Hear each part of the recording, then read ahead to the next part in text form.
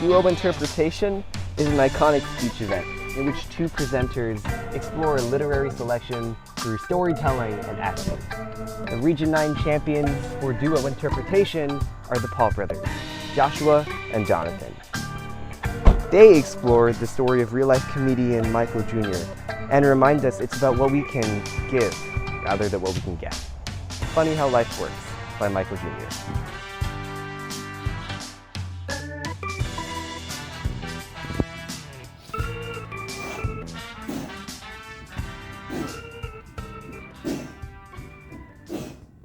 Whoa, ladies and gentlemen, meet Micheal Junior.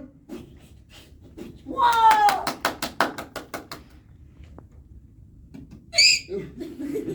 If life gives you lemons, never mind, that's been overused. If life gives you gasoline, you could just complain about the smell. Or you could use it to blow something up. You just witnessed famous comedian Micheal Junior doing what he does best. Comedy. But how did he get to that point? He worked his way to the top, man. He pulled an all-nighter and then woke up at 6 a.m. That same morning.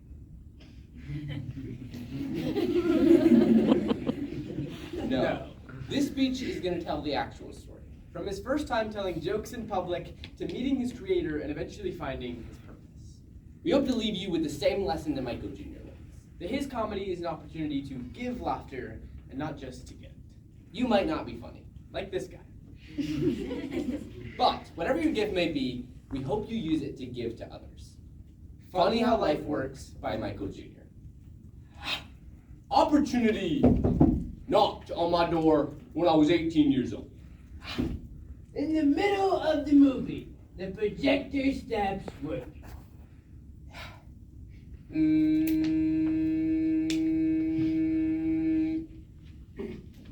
I dare you to go tell a joke. Tell a joke? Tell a joke, comedian. Comedian? I don't see myself as a comedian. You are 18 years old without a fully developed frontal cortex. Except the challenge.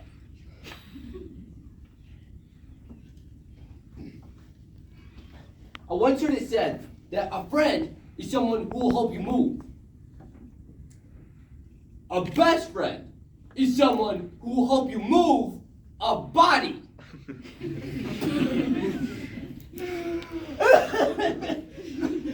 More, tell another joke. That night was the first time I told a joke in public. This was God giving me a glimpse of what I was called to do. I started calling clubs to see if they had an open mic night. Someone will call me if I'm chosen. If you're chosen. If no one calls you, it means you didn't get picked. You get to do your first official performance. I found myself preparing to drive to a city I had never been to. My journey in New York got off to a rough start. It wasn't long before I found myself living in my car. A 1997 Chevy Luna.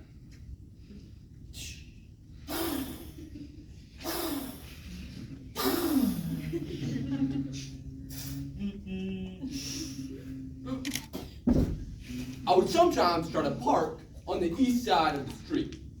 That way, if someone happened to ask where I live, I could say, I live on the east side. My address is 1997 Lumina Drive. They refer to the place I live as an apartment complex. but it really isn't that complex. My full budget allowed me to buy one $5 meatball sub per day. It was a balancing act between my economics and E. coli food poisoning.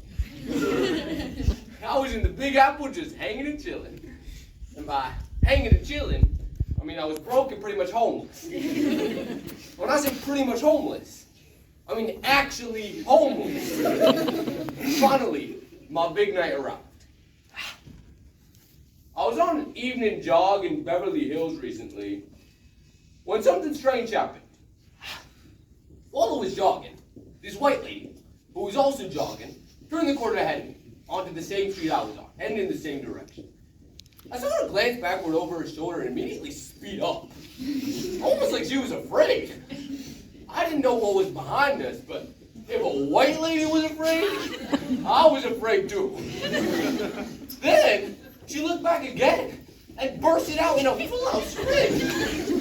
I thought, oh shit, something is after us. And I started sprinting too. Thinking this white lady must be in trouble. I didn't want to pass this lady up and leave her to the boogeyman behind us, but her sprint wasn't fast enough. We weren't going to survive the mugging. So I yelled out as loud as I could. Hey lady, is that as fast as you can run? If no one calls you, Micheal Junior. Hey, would you like to go to church with me tomorrow? Huh? What did you say? If no one calls you, it means you didn't get picked. Church. Church. No, man, I'm good. I decided to hit the restroom because the one in my apartment didn't exist. As I was walking out of the restroom, Oh, hello, Michael. Big comedy set tonight. I'm Kim, the manager Phil's fiance. Did you get a chance to talk with him? Would you like to go to church with us? Church! With us! absolutely. I've been trying to find a church for a while now. The next morning, he found himself at the Christian Cultural Center. At the end, I gave an altar call. Before making a decision about becoming a Christian, he decided he was going to read the Bible first. So, I started on the very first page, which turned out to be the copyright page. The Bible was made in Grand Rapids, Michigan. Wow. Me too! That's my hometown. Wonder why we haven't met before. I read through Matthew and came to the part where Jesus was arrested in a garden, gets killed, and then was resurrected. Wow. Then I turned to the book of Mark. And Jesus died again. It's really tripping. When I got to the book of Luke, and he started heading for the garden the third time, don't go in there, Jesus. It's a trap. How can you not know this by now? Then I got to John. Same thing. I literally thought Jesus got killed 4 times.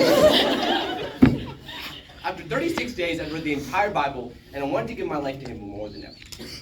Instead of trying to get laughs from people, I should just give them the opportunity to laugh.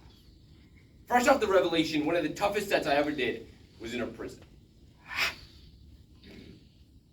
I can't use any of my jokes, because most of these guys have been here for a very long time.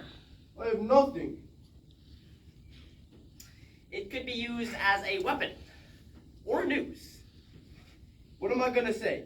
These cats are expecting me to bring the funny, and I'm just focused on holding my beltless pants up. Well, you guys sure are a captive audience. This better be funny. How can I give someone like him the opportunity to laugh? What's your name, sir? Moses? Well, Moses, this is what I want you to do. The next time you see the warden of the prison, I want want you to look them directly in the eye and say, "Let my people go." How did you get that joke that fast? Moses, the past is only a prison. A prison. If you allow it to be.